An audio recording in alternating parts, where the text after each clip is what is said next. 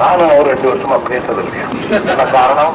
கலைஞரை இழிவுபடுத்தி பேசியதான திமுக ஆட்சியை நான் தான் ஒழித்தேன் என்று பேசியதனாலே எனக்கும் அவருக்கும் சண்டை தந்திருந்திருக்கிறதே. திமுக ஆட்சியை ஒழித்தவன் நீ, ஆகவே உன்னை குறை செய்வேன் என்று ஜாதியில் கோபாசாமி மிரட்டினார் என்று கண்டிப்பட்டிருக்கிறேன் வந்திருக்கிறது. தோழர்களே, எனக்கு சுப்பிரமணிய சாமிக்கு இதற்காக சண்டை. திமுக ஆட்சியை ஒழித்தவன் நீ என்று என்னை சொல்லி திமுக ஆட்சியை ஒழித்தவராலே உன்னை கொலை செய்வேன் என்று என்னை மிரட்டினார் என்று சுப்பிரமணிய சாமி சொல்கிறார். 13 வருஷம் என்ன பாடுபட்டோம். அந்த ஆட்சியை ஒருவன் கவிழ்த்தேன் என்று சொன்னால் அந்த கவிழ்க்க கொடியவனுக்கு நீங்கள் எப்படிப்பட்ட தண்டனை கொடுத்தீர்கள்? நான் அதற்காக கொலை செய்வேன் என்று மிரட்டவில்லை.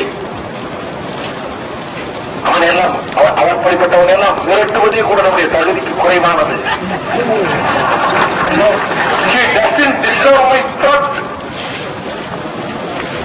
ஆனால் அப்படிப்பட்ட முறையில் சுப்பிரமணிய சாமி பாராளுமன்றத்தில் என்னோடு விவகாரத்தை வளர்த்துக் கொண்ட சுப்பிரமணிய சாமி அவரை சேர்த்துக் கொள்ளலாம், கட்சிக்கு கலைஞர்களை சேர்த்துக் கொள்ளலாம்.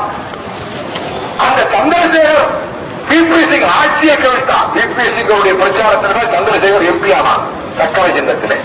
இந்த சந்திரசேகர் பிபி சிங்கை கவிழ்த்தார். அந்த பிபி சிங்கை மன்னித்து சந்திரசேகர் ஏற்றுக்கொண்டதற்கு பிறகு உங்களுக்கு அந்த தேசிய முன்னணி பற்றி கவலை? அப்படியானால் கொங்கு வேளாளர் பிற்பட்ட ஜாதியை சேர்த்ததற்கு குமரனாக இருக்க வேண்டும் என்கிறீர்கள். பிபி சிங்குக்கு காவிரி தீரத்து மக்கள் எவ்வளவு காலத்துக்கு நன்றியோடு இருக்க வேண்டும்? இந்த நாட்டிலே மதிய உணவு திட்டத்தை கொண்டு வந்தவர் காமராஜர், அதை விரிவுபடுத்தியவர் எம்ஜிஆர், தொடர்ந்து நடத்தியவர் நீங்கள். இந்த திட்டத்தை கொண்டு வந்தவர் காமராஜர். ஆகவே அவருக்கு மட்டுமே ஓட்டு போட வேண்டும் என்று சொல்ல முடியுமா? ஒரு அரசு எத்தனையோ காரியங்களை செய்யலாம். திடீரென்று இந்திய எதிர்ப்பு போர்க்கொடியை என்னுடைய தலைவர் தொடங்கி கொடுத்து விட்டார். 38 நீங்கள் கொடிபிடித்தீர்கள். ஆனால் இந்த கவர்னர் என்கின்ற ஒரு நபர், சென்னாரெட்டி என்கின்ற ஒரு பேர் வழி ராஜபவனத்தில் உட்கார்ந்து கொண்டு தமிழ்நாட்டிலே இந்திய எதிர்ப்பே கிடையாது, இந்தியை ஏற்றுக்கொண்டு விட்டார்கள் என்று பேசினானே, அறிக்கை விட்டீர்களா? நான் அறிக்கை விட்டால் அதிக பிரசங்க ஆகி விடுவேன். ஆனால் நாற்காலி பத்திரிகையிலே கேள்வி பதிலை சொன்னேன். அடுத்து கிளறி போன சில அரசியல்வாதிகளின் பஜனை மடங்களாக ராஜபவனங்கள் மாறிவிட்டன. நீர் பூத்த நெருப்பு இந்திய எதிர்ப்பு போராட்டம் தமிழ்நாட்டு என்பது உறவை தெரியாமல் இந்த சென்னாரெட்டி உதறி கொண்டிருக்கிறார்கள். சென்னாரெட்டி, நீ உன் விவகாரத்தை ஜெயலலிதாவிடத்திலே வேறு விதத்திலே வைத்துக் கொள். இந்த நாட்டிலே ஊழல் செய்வதிலே போட்டி வைத்தால் நரசிம்மராவுக்கும் ஜெயலலிதாவுக்கும் போட்டி வைத்தால் ஜெயலலிதாவை நரசிம்மராவாலை ஜெயிக்க முடியாது. காரணம் என்னவென்றால் நரசிம்மராவுக்கு இருக்கிற வாய்ப்பு அதிகம் இருப்பினும் கூட கொஞ்சம் வாய்ப்புலேயே அதை மிஞ்சி விடுகிறார் ஜெயலலிதா. அடுத்த போட்டி வைத்தால் சென்னாருக்கு போட்டிக்கலாம். சென்னாருக்கு போட்டி எங்களுக்கு தெரியும். நீ இந்தியர்களை பற்றி பேசுறியா? தமிழ்நாட்டில் சரி, கடலிலே சாகிற மீனவர்களுக்காக திடீரென்று ஒரு கரிசனம் திறந்து விட்டது என்ன? கொழும்பு சர்க்காருக்கு 20 சொல்லி இருக்கிறோம். மனிதாபிமானத்தோடு நடத்துங்கள்.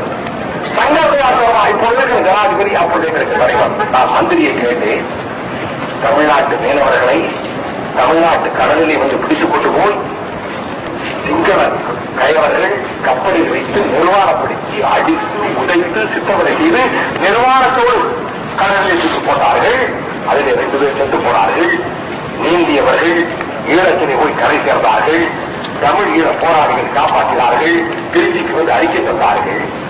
ஆனால் இலங்கை இந்திய கடற்படை வேடிக்கை பார்த்துக் கொண்டு எங்கள் வழிபடத்திலே இந்திய கடற்படை இருக்கிறது. மந்திரி சரியாக பதில் சொல்லவில்லை.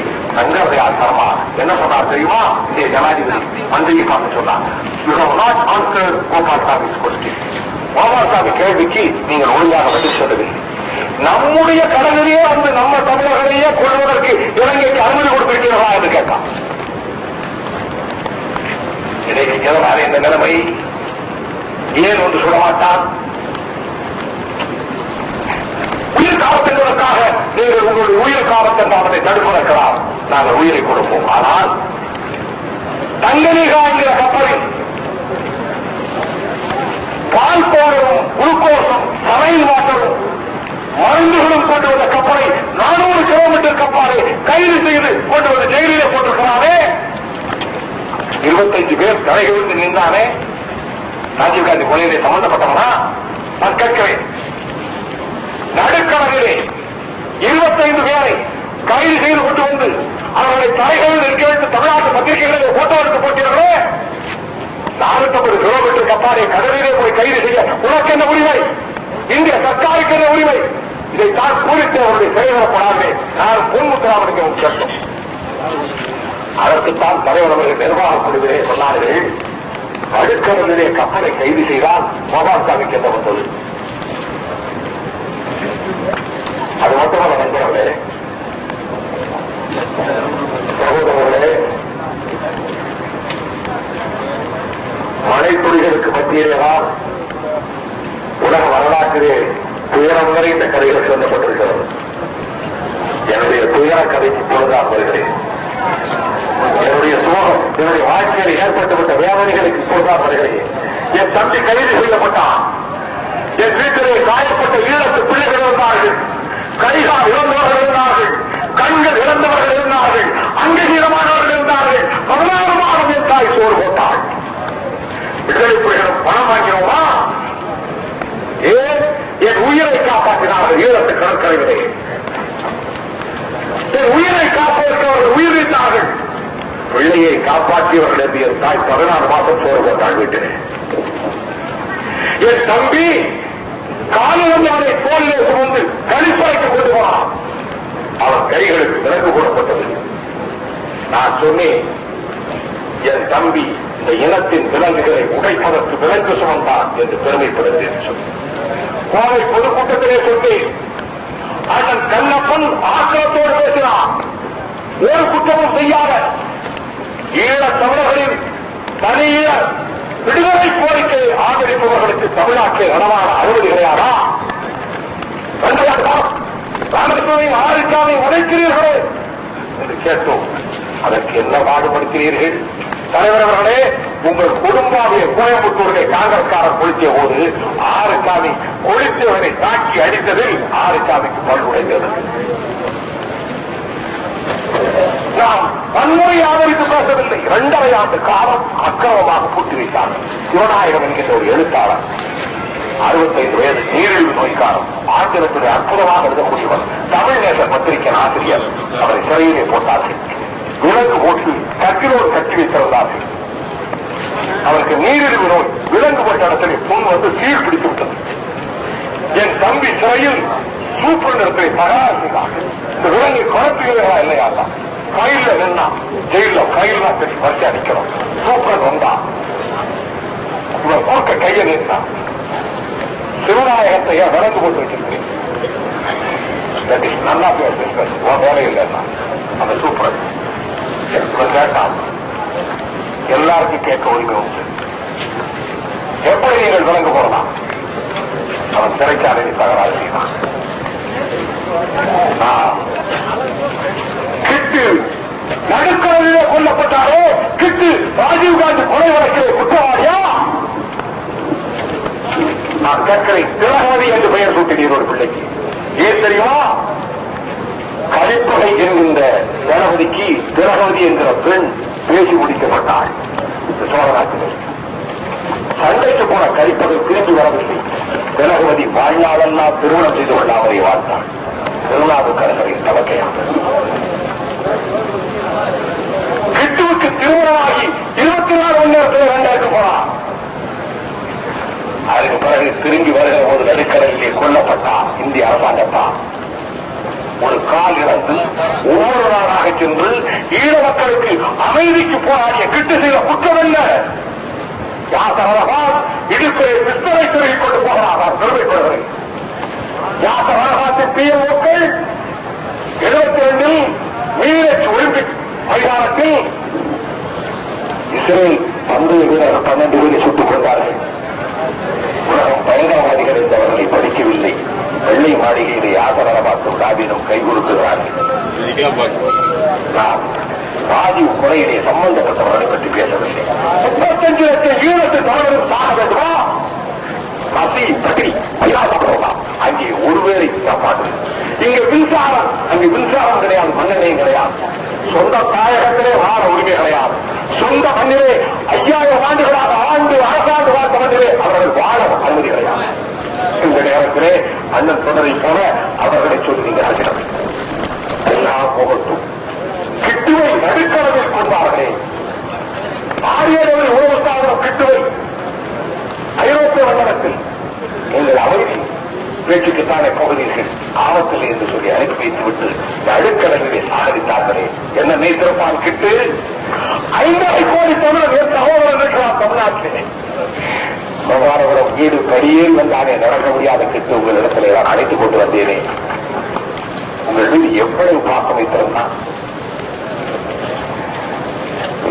பேச்சுவார்த்தை நடத்துவதில் கிட்டு வைப்பதான் பதிலுட்பம் கொண்ட இன்னொருவரை என் வாழ்நாளிலே பார்க்க முடியாது.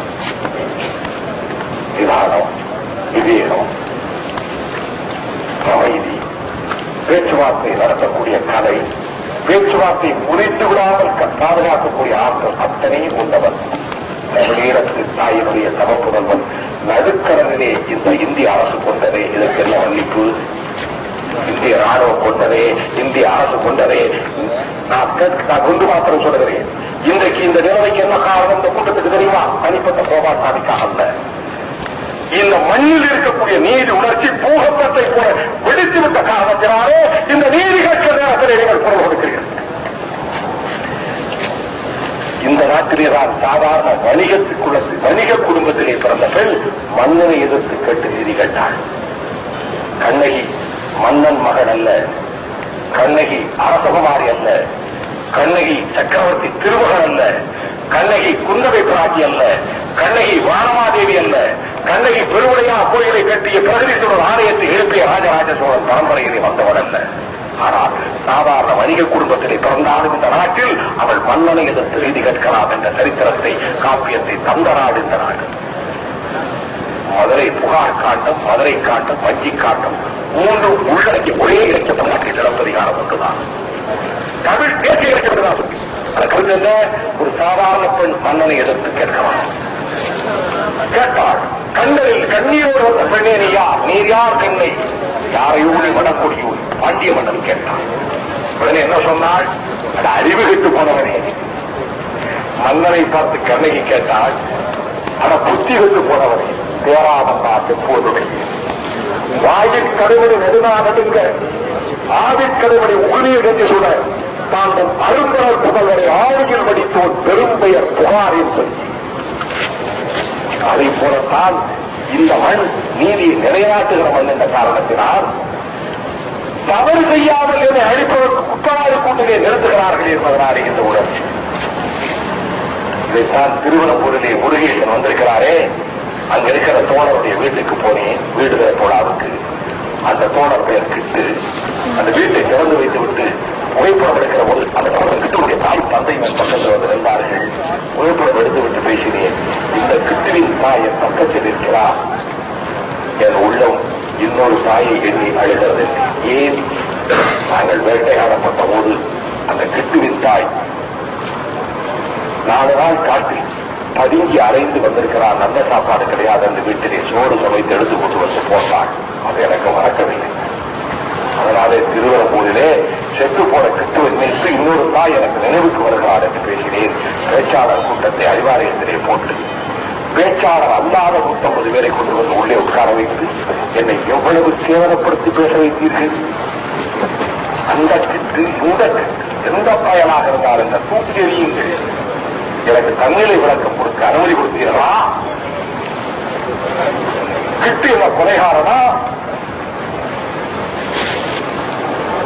நடுக்கடலில் வடிந்தானே கிட்டு, உனக்கு நல்ல சாவு கிடைத்தது.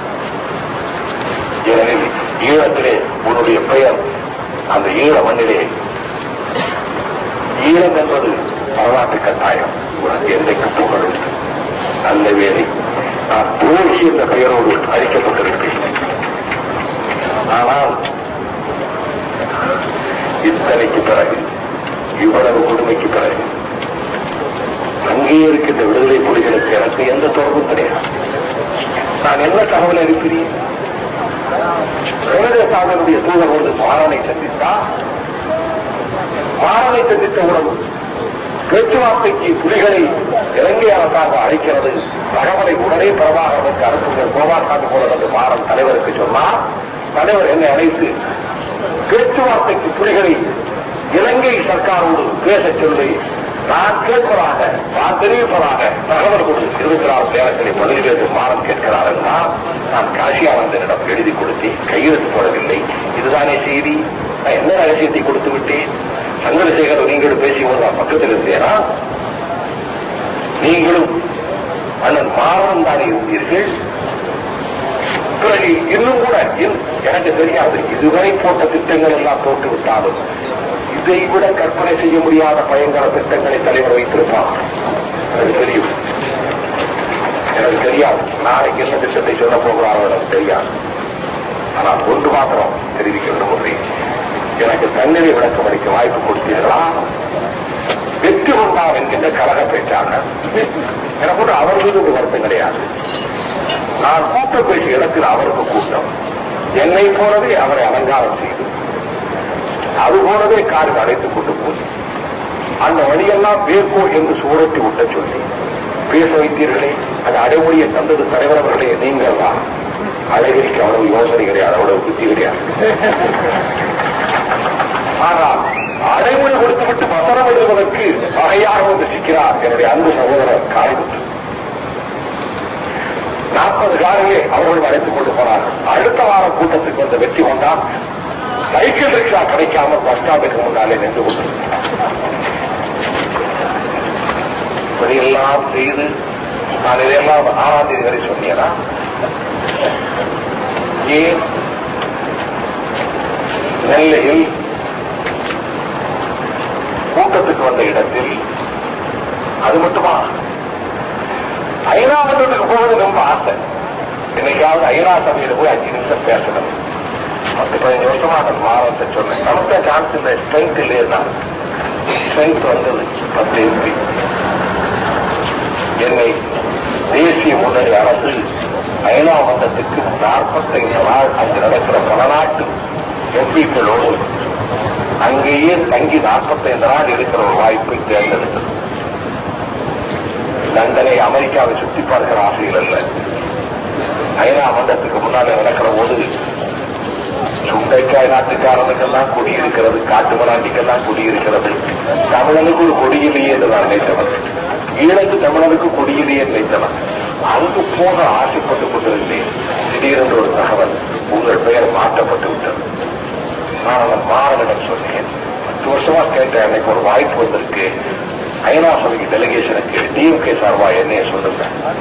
உடனே சொன்னா, நான் சொன்னேன் நீங்க ஈழ பிரச்சனையில அதிக அக்கறை உள்ளவங்க கவர்மெண்ட் எக்ஸ்டர்னல் அஃபேர்ஸ் மினிஸ்ட்ரி ஒத்துக்கிறத முடியாது என்று மறுத்து விட்டார்கள். நீங்க எனக்காக சிபாரிசு பண்ணீங்கன்னு அது போகுங்க. 3 நாள் கழிச்சு நேஷனல் இன்டகிரேஷன் கவுன்சில் மீட்டிங்க்கு குஜராத் எல்லாரும் வந்தாங்க. நான் குஜராத் அவர்களிடத்துல அந்த இரவு ராஜ்பவன் டின்னர்ல பஃபே சாப்பிட்டு, என்ன மிஸ்டர் குஜராத் என்னை செலக்ட் பண்ணதா சொன்னாங்க, ஏன் என் பேரை நீங்க கிளியரன்ஸ் கொடுக்கல உங்க மினிஸ்ட்ரியில? எப்படி என்னை கிளியரன்ஸ் கொடுக்காம நீங்க இருக்க முடியும்? I will question this. எனக்கு கிளியரன்ஸ் கொடுக்க முடியாதுன்னு சொன்னா நான் ட்ரைட் வாங்க நாட்டுக்கு. அவர் சொன்னா, what could we do? We proposed your name, but your party group leader changed your name. இது மாதிரி 1500 வைத்திருக்கிறேன். நான் பட்டியல் போடல. நான் என்றைக்காவது என் சகோதரர் கிருஷ்ணர் போனதை பற்றி சந்தோஷப்பட்டேன். என்னுடைய அருமை சகோதரர் துறைமுருகன் அவர்களை மந்திரி சபையில் நீக்க வேண்டும் என்றார். நம்ம ஒரு நாடகம் போட்டாங்கல்லவா, தலைவிரி ஓரமாக தேவட மாளிகைக்கு போய் ஒப்பனை கரையில் வந்தவரந்தவா ஒரு பெரிய நாடகம் தான். உடனே சில பேர் சொன்னாங்க, துறைமுருகனை மந்திரி சபையிலிருந்து நீக்கிட்டா மக்களிடத்தில் நல்ல பேர் வந்து அதுக்கு கொஞ்சம் பேர் சரின்னு சொன்னாங்க. அப்படி சொன்னவர்களா இருக்கிறாங்க, துறைமுருகனுக்கு தெரியும். நான் அப்பொழுது ரொம்ப மனவேதனையில் இருக்கிறேன். நான் கேள்விப்பட்டேன், துறைமுருகன் தமிழ்நாட்டில் எங்கு வந்தாலும் ஜெயலலிதா கட்சி கருப்பு கொடி போராட்டம் நடத்தும். நான் சொன்னேன் திருநெல்வேலி டூர்வாயா முதல் நீ வாயா, நீங்க வாங்கயா, நீங்க சொன்னா கூட தப்பு, நீங்கள் வாங்க. திருநெல்வேலியிலே நிகழ்ச்சி தலைவர்கிட்ட போய் சொல்றான், கோபால் சார் அழைக்கிறான். நான் தலைவர்த்தையும் சொன்னேன், கருப்பு கொடி போராட்டம் நடத்தினால் துறைமுருகன் எந்த நிகழ்ச்சி ரத்து செய்தால் எந்த மந்திரியும் தமிழ்நாட்டில் போக முடியாது. ஒரு ஊருக்கு ஒரு ரவுடித்தனம் பண்ணுவான். ரவுடித்தனத்தை நாம் சந்திப்போம். அடிக்கிற அடியில அவர் ஒவ்வொருவரை பார்த்து நான் சொன்னேன், வழியாவா ஒரு தோழ நான் தூக்கிவாங்க. ரத்தங்காட்டுக்கு தெரியும், நெல்லை மாவட்டத்தில் 250 வண்டியில ஒரு படையோடு போய் திருவனந்தபுரத்தில் வர எல்லையிலிருந்து அழைச்சிட்டு வந்து திருநெல்வேலிக்கு வந்தோம். கருப்பு கொடி காட்ட வந்தவன் என்ன பாடுபட்டான்னு சொல்லி திருநெல்வேலிக்காரவங்க கேட்டா தெரியும். ஓடினார்கள். ஜவஹர் மைதானத்திலே கூட்டம், பல்லாயிரக்கணக்கிலே கருப்பு கொடி போராட்டம் பிசுபிசுத்து ஓடிவிட்டது. நான் சொன்னேன், என் சகா, என் கல்லூரி தோழர், என் நண்பன், என் சகோதரன் அவர் அமைச்சராக இருந்தால் நான் மந்திரி என்று சந்தோஷப்படுகிறேன். என் சகோதரன் துறைமுருகனை தோழிலே தூக்கி சுமப்பதில் சந்தோஷப்படுகிறேன். கழகத்துக்கும் கலைஞருக்கும் காரணமெல்லாம் விசுவாசமாக இருந்தவர். சொன்னீரே, நான் தலைவராக திட்டமிட்டேனா? நீங்கள் அமைச்சர், அந்த அமைச்சருக்கு தொண்டு செய்வதை சந்தோஷப்படுகிறேன். அண்ணன் அமைச்சர் வருகிற போது ஒரு தொண்டு செய்வதில்லை, அவர்களுக்கு மேலே போட்டுக் கொடுப்பதில்லை, அவர்களுக்கு பக்கத்திலே இருப்பதில்லை, கதவை திறந்து விடுவதில்லை. என்ன காரணம்? நம்ம கட்சியை சேர்ந்தவர், அவர் ஒரு மினிஸ்டர், அவரை நான் வரவேற்கிறோம். அப்படித்தானே நான் சந்தோஷப்பட்டு வாழ்த்தி, அப்படித்தானே இருந்தேன். இவ்வளவுக்கு பிறகு கடைசியிலே தண்டவாணியுடைய உடம்பை தூக்கி கொண்டு போகிற போதுதான் சொன்னார்கள், தென்சென்னை மாவட்ட செயலாளர் அங்கு சிலரை அடித்து உடைத்து கோபால்சாமி தீக்குளிக்க சொன்னார் என்று மிரட்டுவதாக கையெழுத்து கேட்கிறார் போதுதான் டோல்கேட்டிலே மழை பெற்றது. நினைச்சேன், இனிமே போய் அறிக்கையெல்லாம் விட்டா சரியா வராது, நாம தனி மனிதனாக ஒரு நியாயத்தை பேசணும். கூட்டமெல்லாம் வரும் நான் நினைக்கிறேன், சில பேர்லாம் வந்து பக்கத்தில் இருப்பாங்க நினைக்கல. நான் தனி மனிதனாக இருந்து போராடி அழிவதுன்னு முடிவு கொண்டுதான் நான் தண்டவாணியுடைய உடம்பை நெருப்புல வச்சுட்டு நான் பேசுறேன். தலைவர் அவர்கள் சொல்கிறார்கள், ஏதுராவரை போல் நான் சவுக்கடிகளை சுழியிருந்து அடிக்கிற சவுக்கடிகளை நான் சிறுவையில் சுமந்து போய்கொண்டே இருக்கிறேன். தலைவர் அவர்களே, நான் இதே கேள்வியை சண்டே அபிஜர்கள் கேட்டான். இந்த மாதிரி ஜீசஸ் கிரைஸ்ட் போன்ற கஷ்டத்தெல்லாம் அனுபவிக்கிறதாக ஒரு தலைவர் சொல்றாங்க. நான் சிம்பிளா சொன்னேன், the question is who is put on the cross? சிறுவையில் அறையப்பட்டவர் யார்? நான் சாதாரண இயேசு பெருமானை பெயரை சொல்ல நான் விரும்பவில்லை. அவர் கோடிக்கணக்கான மக்களால் வெளிவிடப்பட்டது. விசாரணை இல்லாமல் நான் அல்லவா அளிக்கப்படுகிறேன். எந்த திட்டம் கட்சியை உடைக்கணும் திட்டமா? எனக்கு எந்த நோக்கம் கிடையாது. இவர்களால் கற்பனை செய்து கொண்டு அறிவாலயத்தில் 500 பேரை காவல் போட்டாங்க. எனக்கு ரொம்ப சந்தோஷம். ரொம்ப காலமாக கட்சி தொண்டருக்கு நல்ல சாப்பாடெல்லாம் கொடுக்காம இருக்கார்கள். நல்ல சாப்பாடு ரொம்ப சந்தோஷம். ஆனால் இந்த இயக்கம் என்பது இந்த கருப்பையும் சிவப்பையும் நேசித்து சொன்னார்ல, இந்த கருப்பு சிவப்பு வேட்டி கடைசி வரைக்கும் சாதாரண தொண்டரா சாகிற வரைக்கும் இருக்கும்னு இந்த உணர்வோடு தான் நானும் இருக்கிறேன், நாங்களும் இருக்கிறோம். இந்த வீதிக்கு வர வேண்டும் என்று நாங்கள் நினைக்கவில்லை. கொலைப்படை சுமத்தியவர்களால் மட்டுமல்ல, கட்சியில் அடிப்படை ஜனநாயகம் அளிக்கப்பட்டு அனைத்தும் நாசமாக்கப்பட்டு விடக்கூடாது என்பதற்காகத்தான் குடவாசலிலே வந்து நீதி கேட்டோம். பொதுக்குழு உறுப்பினர்கள் 850,120 அறிவிக்கிறவர்களே தலைவர் அவர்களே, இது என்ன தந்திரம்? பொதுக்குழுவை நீங்க அதிகப்படுத்திட்டீங்களா? தந்தி கொடுத்த ஒரு 1500 பேர் அதிமுக தந்தி கொடுத்தவர்களா பொதுக்குழு. அப்படி ஏதாவது 10,500 பேருக்கு தந்தி கொடுத்து அது நம்முடைய இளைஞரணின்னு கூட சொன்னாதீங்க. இளைஞரணி சிங்கங்கள், இளைஞரணி வழிப்புலிகள் லட்சியத்திலே உறுதி கொண்டவர்கள் இருக்கிறார்கள். உமாவதி இல்லையா? இப்படி லட்சக்கணக்கான உமாவதிகள் இருக்கிறார். இளைஞர் படை வேண்டும். ஆனா கட்சிக்கு நாட்டம் காட்டுறது மாணவர் அமைப்புள்ளவா? அந்த மாணவர் அமைப்பு நாசப்படுத்திட்டீங்களே. மாணவர் அமைப்பு என்னாச்சு? மாணவர் அமைப்பு தானே நாட்டம்தான். மாணவர் அமைப்பு தானே திமுகவை உருவாக்கியது. எனவேதான் பொது பொதுக்குழு உறுப்பினர்கள் எண்ணிக்கை இப்போ 1120 என்று சொல்ல என்ன காரணம்? பொதுக்குழு கூட்டப்பட வேண்டும். உடனே சொல்றான், நாங்கள் நீக்கப் போவதில்லையே. பிறகு கையெழுத்து வேண்டிக்கு போனா யாரெல்லாம் போனாங்க? என்ன செய்வது? அஞ்சாலஞ்சன் அழகிரி என்ன பாவம் செய்தான? பட்டுக்கோட்டையில பெயரை வேற வைத்துக் கொண்டு இப்படி அந்த பட்டுக்கோட்டை அஞ்சாலஞ்சன் அழகிரி நீங்கள் தந்தை பெரியாரை சொன்னீர்கள். பட்டுக்கோட்டை அஞ்சாலஞ்சன் அழகிரி தான் எனக்கு குருநாதர் இருக்கிறீர்கள். இப்பொழுது கடைசியாக நீங்கள் ஒரு துருப்பிடித்த ஆயுதத்தை இப்பொழுது சில பேரை விட்டு பயன்படுத்தார்கள். இந்த மண்ணுக்கும் இந்த மொழிக்கும் இந்த இனத்துக்கும் என்னை அர்ப்பணித்துக் கொள்கிற உணர்வு பெற்றவன். இந்த மண்ணை எண்ணி சந்தோஷப்படுகிறேன். நான் 5-6 நாள் பைத்தியம் பிடிச்ச மாதிரி இருந்தேன். இந்த கருத்து வேட்டி எல்லாம் கட்டிட்டு இருக்கிறோம், நம்மளை திமுக இல்லைன்னு போட்டுருவாங்க, நம்மளை துரோகிம்பாங்க, என்ன செய்யறதுனே புரியல. என் தாய் கூட ரொம்ப வருத்தப்பட்டுச்சு. ஆனா இப்ப என்ன சந்தோஷம்னா, இந்த மண்ணிலே பிறக்க கொடுக்கவே. நேதாஜி சொன்னா தமிழ்நாட்டில் பிறக்கணும். வங்கத்திலே பிறந்த நேதாஜி எத்தனை பிறவியில நம்பிக்கைகளை எத்தனை பிறவியினாலும் இந்த மண்ணை தான் பிறக்க வேண்டும். தூத்துக்குடியிலே சொன்னேன், ராமாயணத்திலே அனுமன் மார்பை பிறந்து ராமனை காட்டுறா சொல்றாங்களே, அந்த மாதிரி மார்பை பிறந்து சொல்றீங்களா? தலைவர் அவர்களே, உங்களுக்குத்தான் நாங்கள் இன்றைக்கு இருக்கிறோம் என்று சொன்னேன். ஆனால் இத்தனைக்கு பிறகு, இவ்வளவு நிகழ்ச்சிகளுக்கு பிறகு திமுக ஒரு ஜனநாயக இயக்கம் என்பதனாலே பொதுக்குழுதான் தீர்மானிக்க வேண்டும். பொதுக்குழு ஆகாயத்திற்கு வந்து குதித்ததா? இல்லை.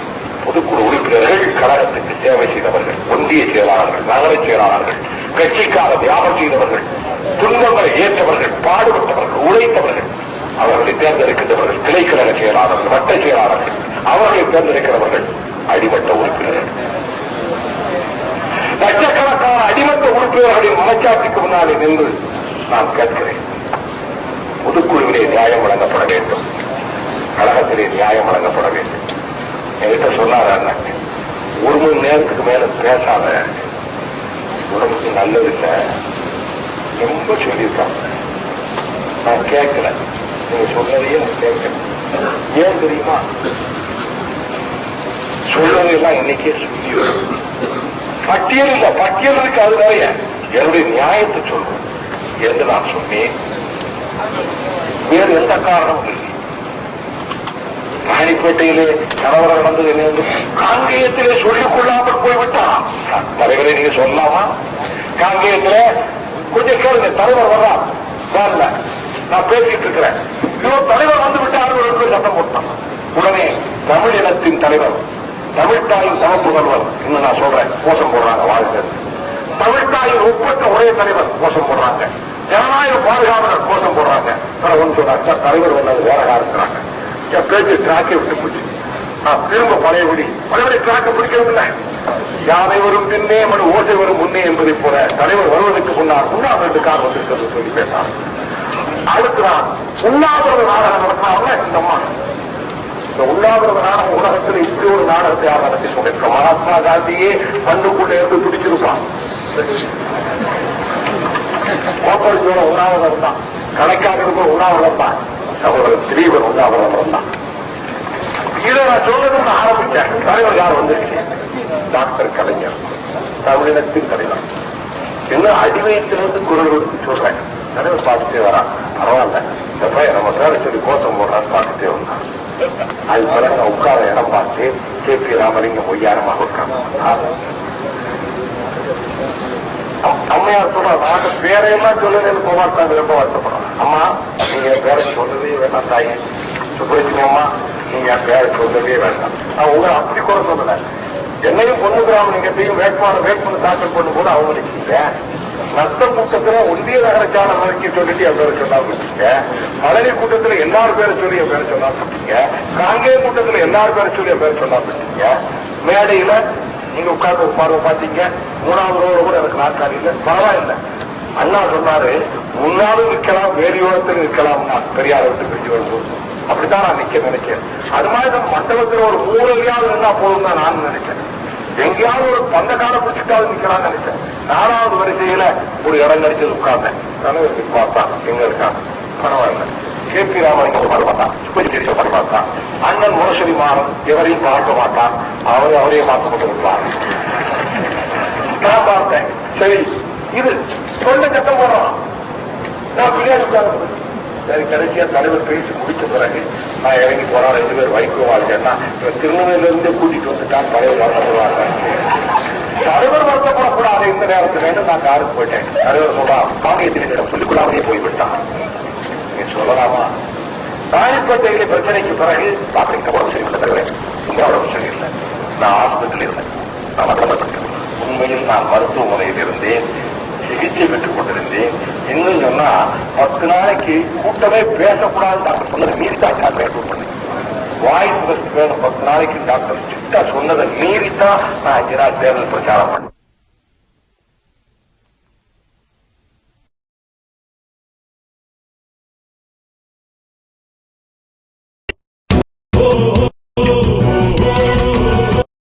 புயல் ஒன்று புறப்பட்டதே, போர் என்று பறை கொட்டுதே, சிறை இன்று உடைபட்டதே, சிறுத்தைக்கு வழிவிட்டதே. தென்றல் இவனே, புயலும் இவனே, என் நாட்டை முன்னேற்ற என் நாளும் கொண்டாற்றும் தொண்டனிவனே, தலைவர் இவனே, செந்தமிழ் இனம் மகிழ துந்துபி முழங்கி வர தொண்டனிவனே, தலைவர் இவனே. புயல் ஒன்று புறப்பட்டதே, போர் என்று பறை கொட்டுதே.